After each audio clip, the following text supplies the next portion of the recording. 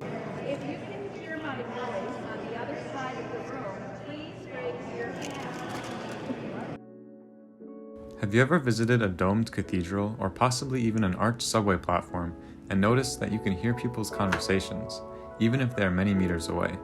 This is an effect known as a whispering gallery. Whispering galleries are a phenomenon that occurs when sound waves bounce off the walls of an ellipsoid. An ellipsoid is a three-dimensional figure whose plane sections are ellipses or circles.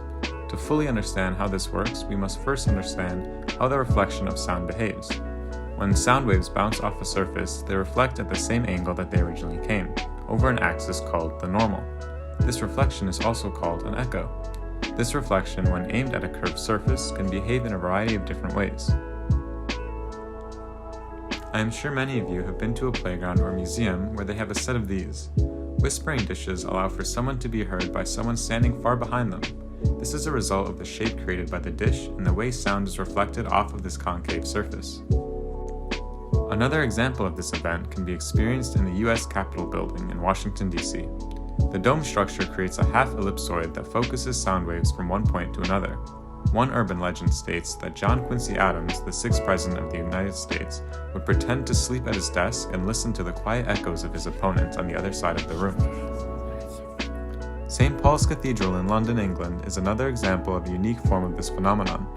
The late Lord Rayleigh writes of his experience at the base of the dome of the cathedral. The sound waves cling to the concave surface of the wall and travel circumferentially along it. This is a result of the incident angle from which the sound is directed.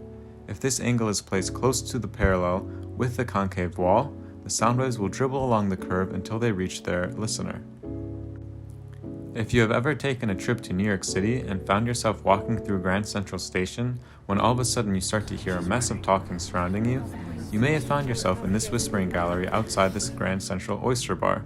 This gallery reflects sound vertically up the curved walls and ceiling back down to another focal point.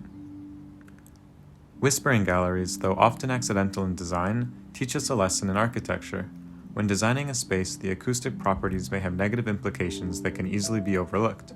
Thinking about the reflective properties of sound can lead to a more human-friendly design that won't turn into a tourist destination for reasons unplanned.